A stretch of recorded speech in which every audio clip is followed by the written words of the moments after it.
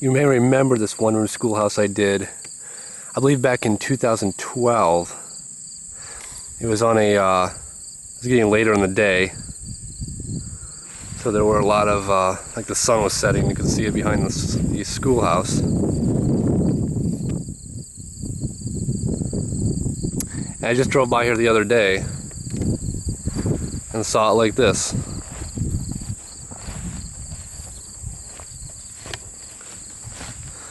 What I'm going to do is intercut some scenes from the other video so you can see what it looked like back then, when it was actually like,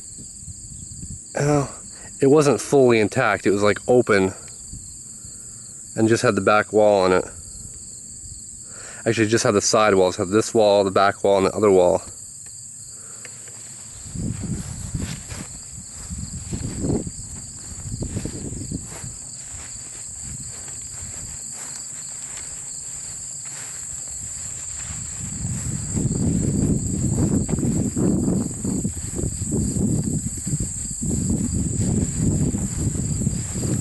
Definitely see the tracks of the bulldozer.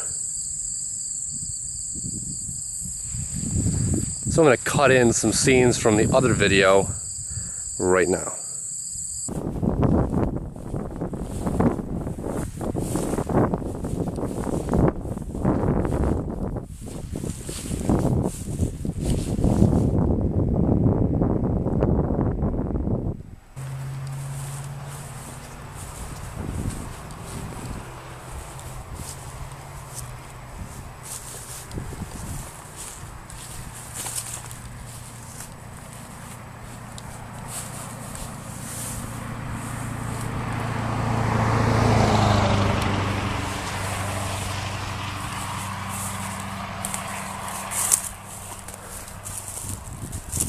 Not really so much left to this old schoolhouse. Sitting about half of what it used to be. Some roofing right there. Beautiful sunset.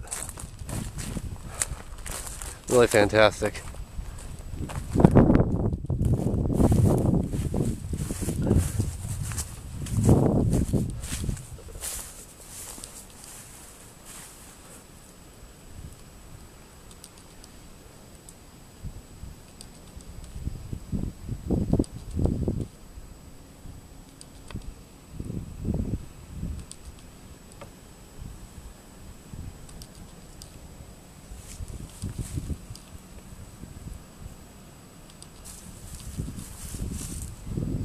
So there it is, guys. Old abandoned schoolhouse number 2. This one is pretty much only about half of a schoolhouse.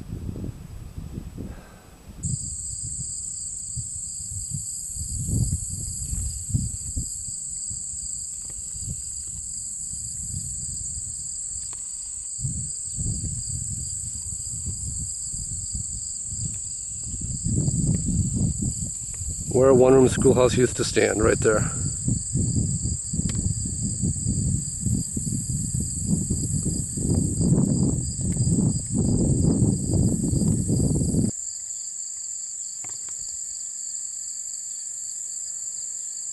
Something that stood for so many years is now just a pile of rubble, and likely they're going to clear this whole lot out probably in the next few weeks or so. It was only a couple days ago I drove by and saw it like this. Don't really know when they did it. Looks like they might have done it a bit ago.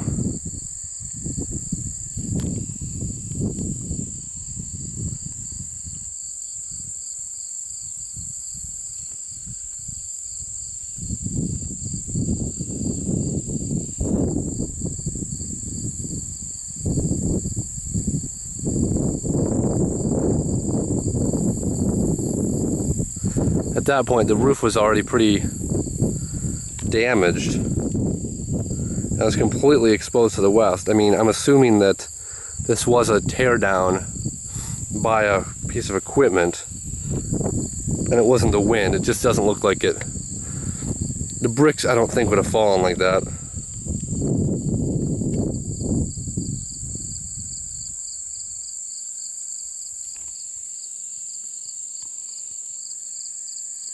Very, very quiet out here.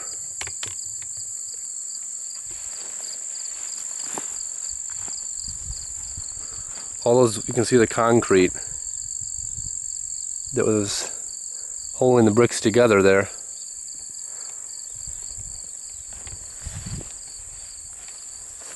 Probably very, very soon this will just be a cornfield or a soybean field.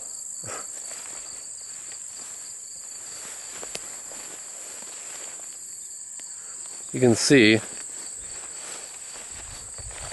right there where last time I was here, there's the roof right there.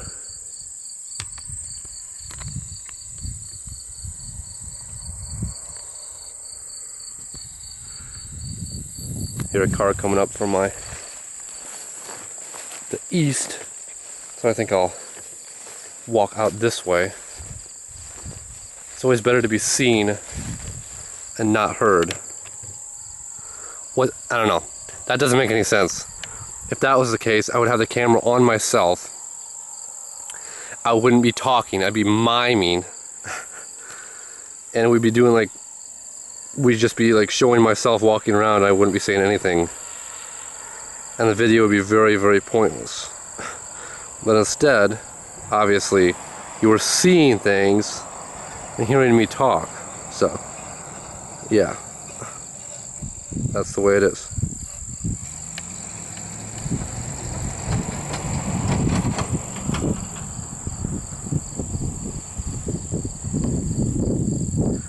I don't think he had anything to say.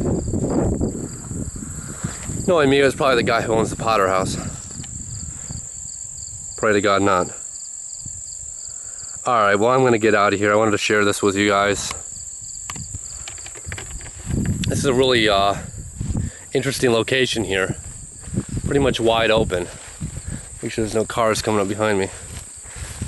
I also want to say thanks to a few people. Steve from Minnesota, I read your message. Actually, I'm going to print out your message and keep it because it meant a lot to me. Thanks so much, man. Really thoughtful. Made me think a lot about the channel, and you kind of don't think about things like as you're doing them yourself until someone else brings them up. Also, James, who sent me a great message on YouTube. Thank you, man. Earl, and everybody else. There's so many. I could go on and on. I appreciate it all. The comments and stuff and messages. And before I start walking down the road looking like an idiot, like walking down a random road with a camera in front of me.